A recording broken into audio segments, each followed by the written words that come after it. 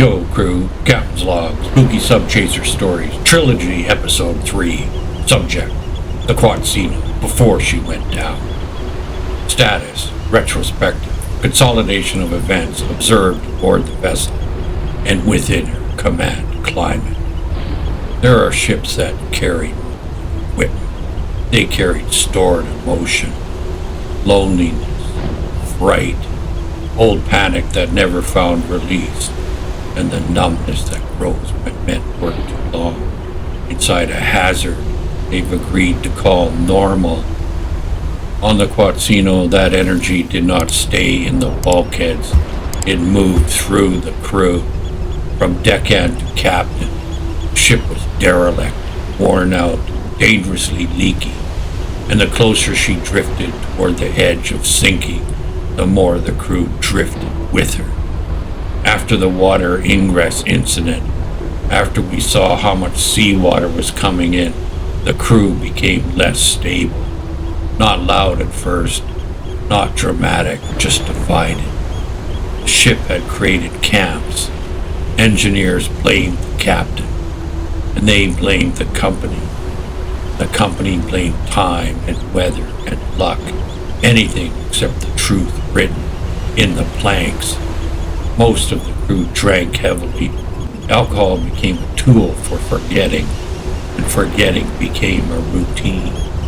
Strange behavior followed, not because they were foolish men, because they were men living inside a constant alarm they could not fix.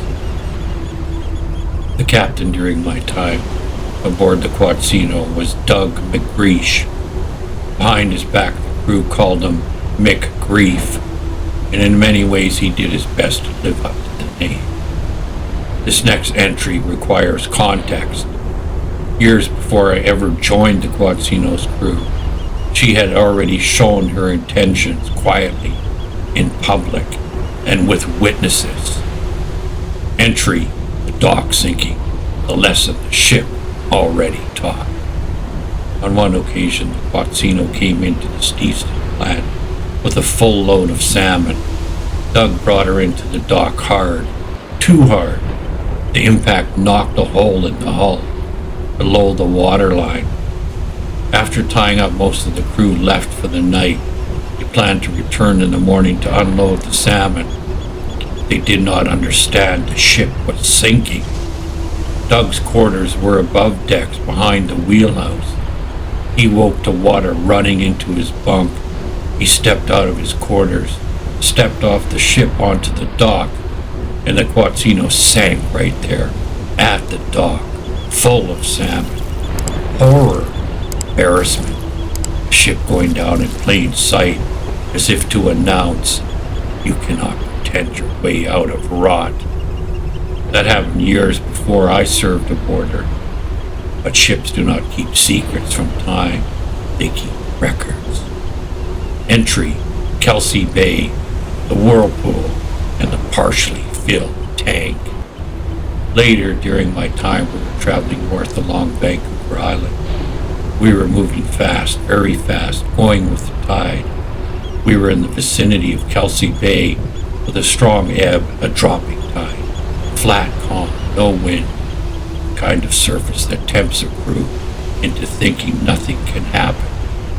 In those conditions, the engineers began to fill and chill down the refrigerated seawater in the center forward tank. That was not usually done while traveling. A partially filled tank can be dangerously unstable. If the ship suddenly rolls, the water shifts hard, like a living weight, and that shift can become a roll and not recover from. Doug and I were on watch, just the two of us in the wheelhouse. As we passed Kelsey Bay, a large whirlpool formed directly ahead. It appeared suddenly, like the water itself opening a mouth. The bow entered the whirlpool.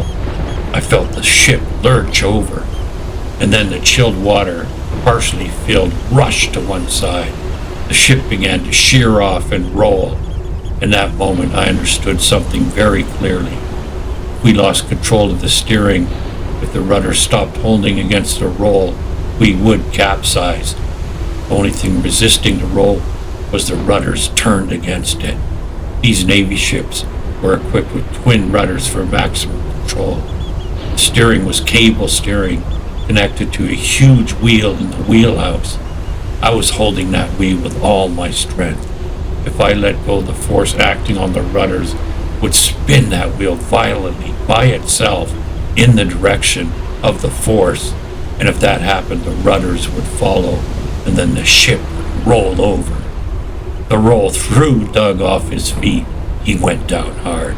I yelled at him, over the strain, over the moment, "Doug, pull the throttles back!"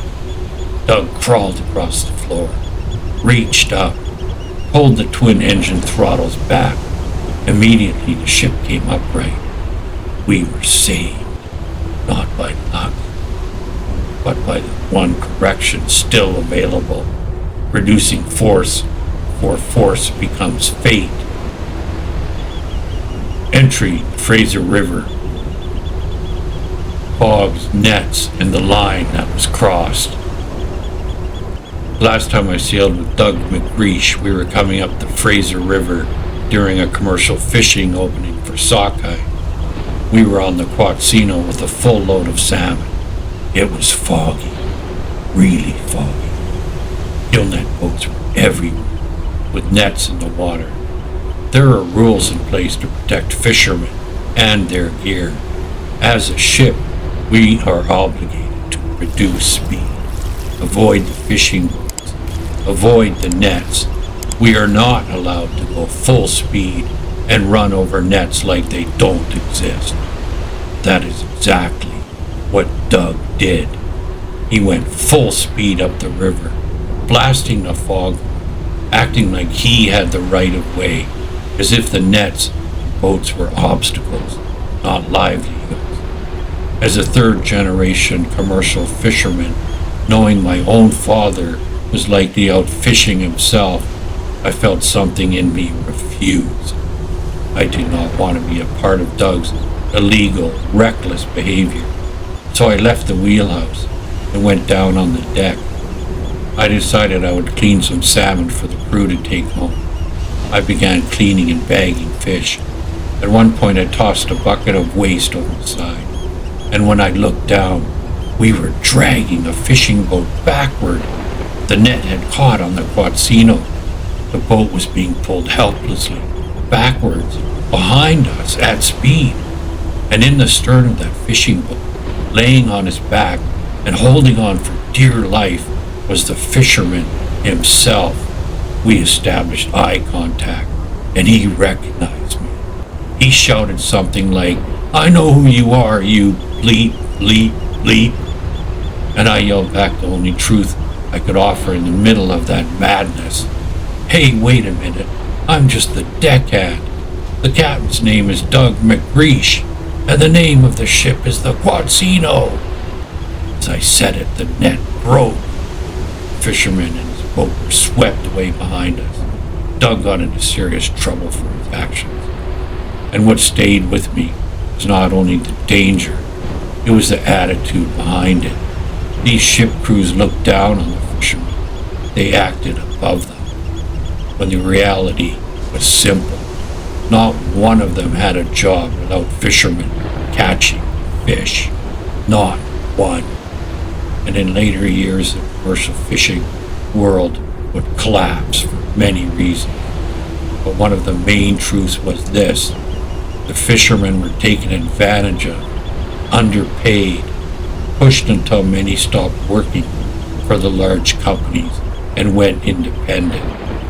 A system built on disrespect eventually breaks, even if it takes decades. Final log entry, reflection. The Quatsino was fast. Speed can feel like safety. It can feel like control. Speed can also become a mask over rot, a mask over fatigue, a mask over morale. The ship carried stored fear, and the crew carried it forward. The more derelict the vessel became, the more the crew fractured. And when a crew loses respect for rules, for each other, for the people who make their work possible. What remains is not seamanship, it is drift. Some ships sink in storms, others sink in plain daylight at the dock, because the damage is already done. The sea does not always strike suddenly. Sometimes it only waits until you are done tending. End log. Captain's log addendum. Call to action. These recorded accounts from the sea matter to you. If you wish to help keep the log intact, you may throw us a line at ghostboatadventures@gmail.com. Those who wish to support the continuation of these stories can also visit our chart room at AskRavenNativeArt@Etsy.com, where digital archives and related materials are kept. All support helps keep the vessel operational, the log ongoing, to tilt and wake, to fall and shout. Captain Jordan and his crew goes over and out.